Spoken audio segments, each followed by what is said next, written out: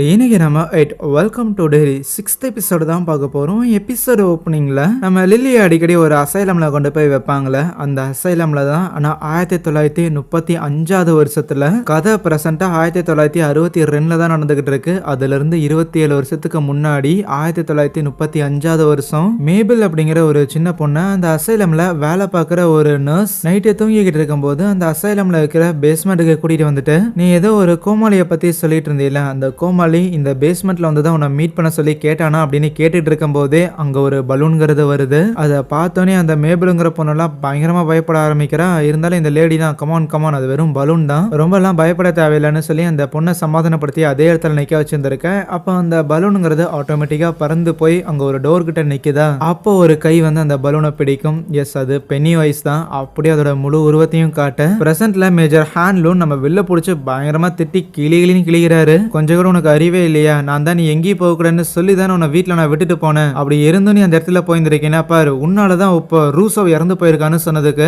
Will அதை அப்படி பார்க்கல. ரூசோ அங்கிள் இறந்து போனதுக்கு அந்த மான்ஸ்டர் தான் காரணம். நீங்க சும்மா என்ன சொல்லிக்கிட்டு இருக்காதீங்க, என்னடா உளறிட்டு இருக்கிறேன்னு சொல்றேன். அந்த இடத்துல என்ன இருந்துச்சு நீ பார்த்து இருந்திருக்குண்டா அப்படின்னு மேஜர் ஹேண்ட்லூன் செம்ம காண்டாகும் போது இவங்க பேசுற எந்த ஒரு விஷயமே ஹேண்ட்லூனோட ஒய்ஃபுக்கு புரியல. அது எப்படி ஒருத்தரால உருவத்தை எல்லாம் மாற்ற முடியும், என்ன நீங்க உளறிட்டு இருக்கிறீங்கன்னு தான் கேட்பாங்க. இதுக்கு மேல இதை பத்தி பேச வேணான்னு மேஜர் ஹேண்ட்லூன் கட் அண்ட் ரைட்டா வில் கிட்ட சொல்றாரு. இங்க பாரு, அந்த டவுனை விட்டு நம்ம வெளியில இருக்கிற வரைக்கும் அந்த கிளவுனால நம்மள எதுவும் பண்ண முடியாது. அதனால ஒழுங்கா நீ இந்த பேஸ்ல இருக்கிற வழியை பாரு, ஃப்ரெண்ட்ஸ் கூட சுத்துறேன் அங்க சுத்துறேன்னு வெளியில கீது போகிற வேலையை வச்சுக்காதரான்னு சொன்னா முடியாது, நான் அப்படிதான் போவேன்னு அவன் எந்திரிச்சு வாக்குவாதம் பண்ணுவான். அதுக்கு அடிஷ்னலா நம்ம கூட நண்பர்கள்னு சில பேர் இருந்தாங்கன்னா அவங்களுக்கு ஆபத்து வரும்போது அவங்களுக்கு தோளுக்கு தோல் நிக்கணும், அவங்க கூட இருந்து நம்மளுமே போராடணும்னு நீங்க தானே சொல்லியிருந்திருக்கீங்க. இப்போ எனக்கு அந்த மாதிரியான நண்பர்கள் இருக்கிறாங்க, நான் அவங்க கூட தோளுக்கு தோல் நிப்பேன். அவங்களோட பிரச்சனை அது ஏன் பிரச்சனையும் தான் சொன்னா.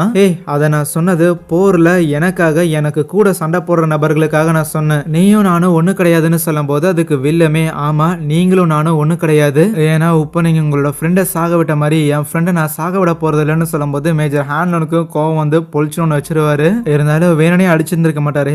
பையா சாரிடா அப்படின்னு மன்னிப்பு கேட்டா அவன் கோச்சுக்கிட்டு அங்க இருந்து சைக்கிள் எடுத்து கிளம்பிடுவானா. சைக்கிள் எடுத்துட்டு நேரா அவன் ஊருக்குள்ளதான் வந்துகிட்டு இருப்பான். அதே நேரத்துல பிரிசனுக்கு கூட்டிட்டு போகும்போது ஜெயில் கைதிகளோட வண்டி சாஞ்சிருக்கும்ல, அந்த வேன்ல இருந்து நம்ம ராணியோட அப்பா மட்டும் எஸ்கேப் ஆயிருப்பாரு. இப்படி ஒரு குற்றவாளி தப்பிச்சுட்டான்னு ஒரு முழுக்க போஸ்டர்ஸ்ல ஒட்டியிருந்திருக்கேன். அந்த ஒரு போஸ்டர் நம்ம ராணியோட கையிலயும் இருக்கு. இப்போ பசங்க எல்லாரும் ஆஸ் யூஷுவல் அவங்க அட்டி போடுற இடத்துக்கு வந்துட்டு நம்ம லில்லிக்கு அந்த ட்ரைனேஜ்ல இருந்து அந்த ஒரு டேகர் ஒன்று கிடைச்சிருந்துருக்கும்ல. ஸோ இதை பார்த்து அந்த பென்னி வைஸ் பயந்ததாகவும் தன்னை அட்டாக் பண்ண வந்துட்டு அப்படியே விட்டுட்டு போயிருச்சு. மேபி இதுதான் அது ஒரு வீக்னஸா இருக்கும்னு நினைக்கிறேன். இது நம்ம கிட்ட இருந்துச்சுன்னா நம்ம திருப்பியுமே அங்க போவோம், அங்க போயிட்டு ஃபில் இது இருக்கிறானா அப்படின்னு கண்டுபிடிப்போம், இல்லனா அந்த மான்ஸ்டர் அதை வந்து நம்ம சாகடிச்சிருவோம்னு சொன்னா. இதையெல்லாம் கேட்டுக்கிட்டு இருந்த ராணி சுத்தமா இந்த ஐடியாவை ஏத்துக்கவே இல்லை. உன்னோட பேச்சை கேட்டுட்டு தான் உப்ப நம்ம அந்த இடத்துக்கு போகணும், போயிட்டு உசுர கையில பிடிச்சி அங்க இருந்து எப்படியோ தப்பிச்சு வந்திருக்கோம், திருப்பி எல்லாம் அங்க போகணும்லாம் கூப்பிட்டுக்கிட்டு இருக்காத.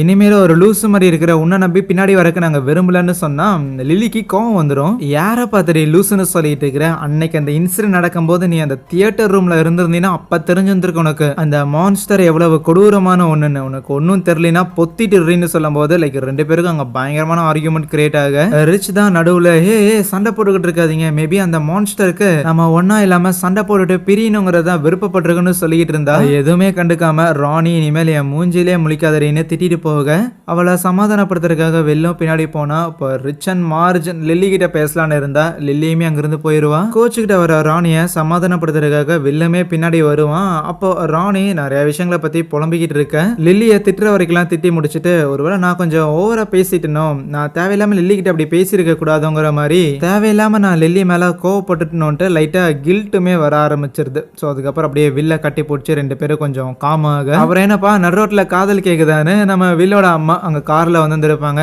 ரெண்டு பேரையும் கார்ல ஏற சொல்ல பேரலா நம்ம ஹேலர் ஒன்று இருக்கிறாருல, பேஸுக்கு ரிப்போர்ட் பண்ண போகாம ரேதர் அந்த ட்ரைனேஜ்ல இருந்து வந்ததுக்கு அப்புறம் தன்னோட ஃப்ரெண்ட்ஸுக்காக ஒரு ஹைரோட்டை வாங்கி இருந்திருப்பார்ல. ஸோ அங்க போயிட்டு ஒரு மாதிரி அவரு பரபரப்புலே இருப்பாரு, ஏதோ பயந்த மாதிரி பேய் அரைஞ்ச மாதிரி இருப்பாருன்னு வச்சுக்கோங்களேன். சரக்கெல்லாம் குடிக்கலான்னு இருந்தா கூட இருக்கிற அவனோட ஃப்ரெண்ட்ஸ் ஹாலரூன் ஐயா ஒரு சின்ன பஞ்சாயத்து, அதை கொஞ்சம் வந்து பாக்குறீங்களான்ட்டு கூட்டிட்டு போனா இவங்களோட ஹைரோட்ல அந்த ராணியோட அப்பா இருக்கிறான்ல, அவனுக்கு தங்கறதுக்காக இடம் கொடுத்துருப்பாங்க.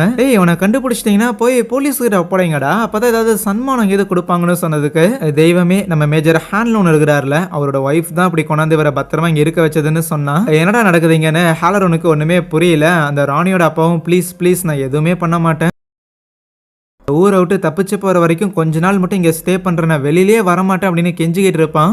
இருந்தாலும் ஹாலரோனுக்கு ஒரு குற்றவாளியை கூடயே வச்சிருக்கிறது சரிங்கிற மாதிரி தோணல. அப்போ அந்த ஹைடோட்டுக்கு வில்லோட அம்மா ராணியும் வில்லையும் கூட்டிட்டு வர, ராணியோட அப்பாவுக்கு ராணியை பார்த்தோன்னே பயங்கர சந்தோஷம், அப்படியே கட்டி தழுவி பாசமலையெல்லாம் பொழிஞ்சுக்கிட்டு இருக்கிறாங்க. இதுக்கும் எனக்கும் சம்மந்தம் இல்லைங்கிற மாதிரி ஹாலரும் அங்கிருந்து நழுவ பார்த்தா, இந்த உதவி பண்ணதுக்கு ரொம்ப நன்றின்னு வில்லோட அம்மா சொல்லுவாங்களா, உங்க பிரச்சனைக்குள்ள என்ன இழுக்காதீங்க, எனக்கு இதுக்கு சம்மந்தம் இல்லைங்கிற மாதிரி ரியாக்ட் பண்ணிட்டு போறாரு. இப்போ அதுவே பசங்களோட அட்டையில மார்ஜ் வந்துட்டு அவளோட கண்ணில் அடிபட்டு இருக்குல்ல, அதுக்கான பேண்டேஜை மாத்தலான்னு ஃபர்ஸ்ட் எய்ட் கிட்லாம் எடுத்து வச்சிருந்திருப்பாளா. இருந்தாலும் அதை ரிமூவ் பண்றதுக்கு அவ கொஞ்சம் கஷ்டப்படுறத பார்த்தோன்னே அங்க வந்த ரிச்சுமே, மத்தியானம் நடந்த சண்டைக்கு அப்புறம் எவனுமே இங்க வந்திருக்க மாட்டாங்கன்னு நினைச்சேன், பரவாயில்ல நீங்க இருக்கிற, ஏதோ பேண்டேஜை மாத்துற மாதிரி தெரியுது, நான் வேணா உதவி பண்ணட்டான்னு கேட்டா. இல்ல அடிப்பட்ட இடம் பாக்குறதுக்கே ஒரு மாதிரி அருவருப்பா இருக்கும், வேண்டான்னு சொல்லுவாளா. அருவருப்பா இருக்கா இல்லையாங்கிற விஷயத்த நானே பார்த்துட்டு டிசைட் பண்ணிக்கிறேன்ட்டு அவளை உட்கார வச்சு அந்த பேண்டேஜ் எல்லாம் எடுத்து விடுவான். ஒரு மாதிரி அசிங்கமா இருக்குதுலன்னு மார்ஜ் இன்செக்யூர் ஆகும்போது, அப்படிலாம் இல்ல இதை பாக்குறதுக்கே ஒரு மாதிரி கூலா இருக்குதுன்னு சம்பந்தமே இல்லாம சமாளிச்சுட்டு இருப்பான். அடிப்பட்ட இடத்துக்கு மார்ஜ் ஆயின்மெண்ட் எல்லாம் போட்டுட்டு இருக்கும்போது அப்பதான் ரிச் சொல்லுவான், இந்த மாதிரி லில்லி மத்தியானம் சொல்லியிருந்தால, மேபி அவளுக்கு கிடைச்ச அந்த ஒரு டேகர் அதுதான் உண்மையாலுமே அந்த அந்த மான்ஸ்டருக்கான ஒரு வீக்னஸா இருக்குமோ, அதை வச்சுதான் நம்மளால அதை அழிக்க முடியுமோ. இன்கேஸ் லில்லி சொல்றது உண்மைங்கிற பட்சத்துல இந்த எல்லா பிரச்சனைகளையும் சால்வ் பண்றதுக்கு நம்ம எல்லாருமே ஒன்னா இருந்தாகணும்னு சொல்லுவான். இப்போ அதுவே அடுத்த நாள் காலையில நம்ம ஹாலரோன் இருக்கிறாருல, சோ அவரு ஹைடோட்ல நீங்க என்னமோ பண்ணுங்கடான்னு பேஸ்ல வந்து தூங்கியிருப்பாரு போல. அவரை மீட் பண்றதுக்காக மேஜர் ஹேண்ட்லோனும் வந்திருப்பாரு. என்னன்னா ஜெனரல் ஸ்ட்ரா இப்போ புதுசா அவங்களுக்கு ஒரு வேலையை கொடுத்துருக்கான். சோல்ஜர்ஸ் எல்லாம் செத்துட்டு போறாங்க, இருந்தாலும் திருப்பி அந்த பில்லரை கண்டுபிடிக்கிறதுக்காக கிளம்பியாகணும். இப்படி ஒரு ஆர்டரை ஜெனரல் கொடுத்துருக்காருங்கிறத பெருசா நம்ம ஹாலரோன் ஆச்சரியமாலாம் பார்க்கல, அந்த ஆள் இப்படிதான் பண்ணுவான்னு எனக்கு தெரியும்னு யோசிப்பான். ஆனா அடிஷனலா அங்க இறந்து போன சோல்ஜர்ஸோட உருவங்களுமே அவரோட கண்ணுக்கு தெரியுதா, அதை நினைச்சு அவர் லைட்டா கொஞ்சம் ஜர்க்காயி அப்படி இப்படி ரியாக்ட் பண்ணும்போது மேஜர் ஹேண்ட்லோன் இதை கவனிக்கிறாப்ல.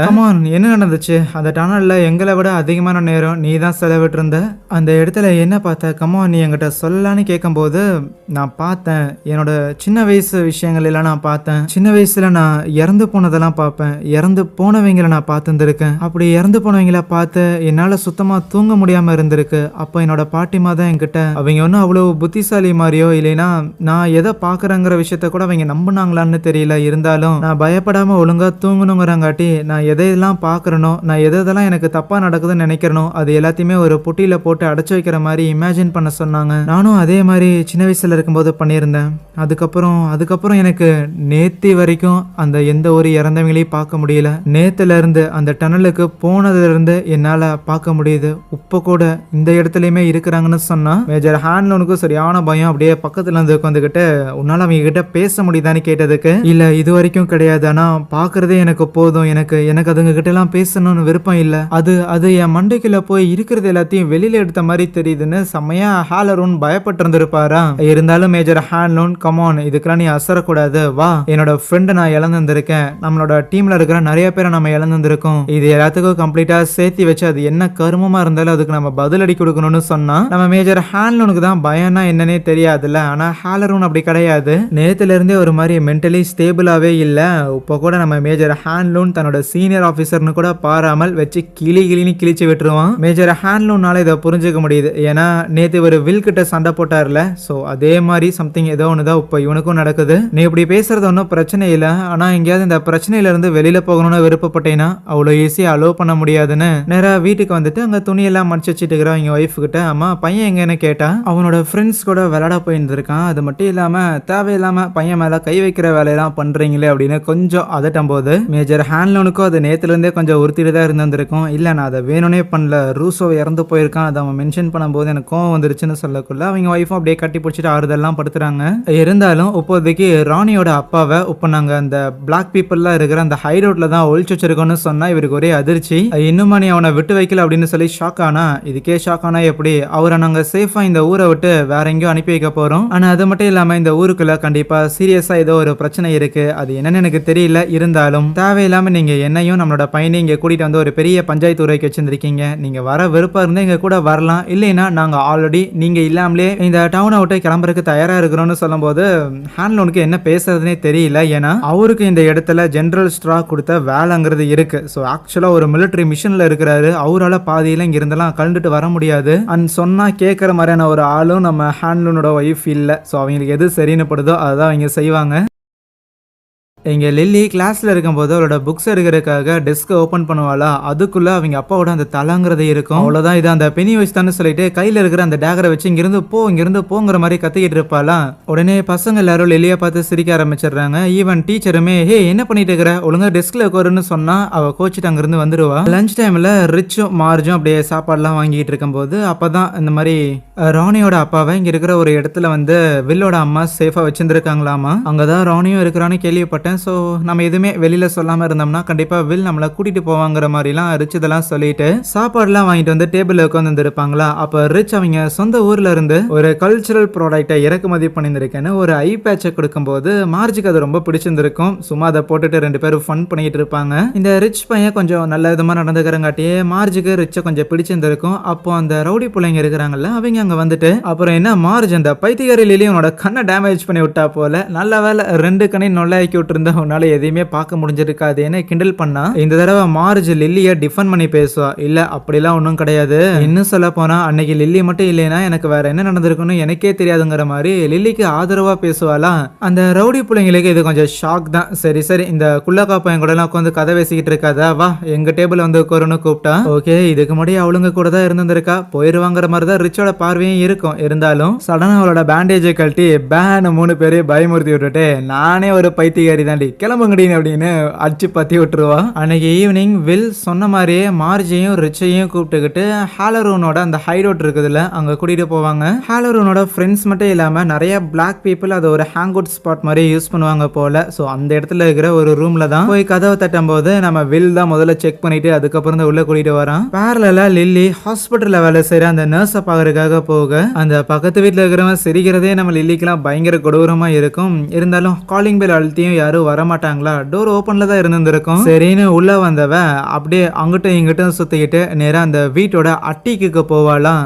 அந்த இடத்துல முன்னாடியே அந்த நர்ஸ் இருக்கிறாங்கல்ல, அவங்களோட அப்பா கூட அவங்க சின்ன வயசுல எடுத்துக்கிட்ட ஒரு போட்டோங்கிறது இருக்கும். ஆனா அந்த அப்பாவோட போட்டோங்கிறது ஆல்மோஸ்ட் அந்த பென்னி வயசுக்கு சிமிலரா இருக்கிற மாதிரி இவளுக்கு லைட்டா பயம் வர ஆரம்பிக்க. அப்போ கரெக்டா உள்ள அந்த நர்ஸ் வருவாங்க. வந்துட்டு ஹே என்னடி வீட்டுக்குள்ள என்ன பண்றேன்னு கேட்டா, இல்ல கதவு நீக்கி இருந்துச்சு அதுதான் உள்ள வந்தேன். அப்புறம் நீங்க வேணாம்னு சொல்லி இருந்தோம், நான் அந்த டனலுக்கு போனேன். அப்புறம் அந்த மேட்டி அப்படின்னு சொல்லி அழுதுகிட்டே வேகமா அவங்கள வந்து கட்டி பிடிச்சுக்குவாளா. கட்டி பிடிச்சு பயங்கரமா ஃபீல் பண்ணுவா. ஏன்னா மேட்டியோட உருவம் உண்மை கிடையாதுல்ல. ஆனா அப்படி அழுதுகிட்டே இருந்தவ கண் விழிச்சு பார்க்கக்குள்ள அங்க பின்னாடி ஒரு போட்டோ இருக்கும்.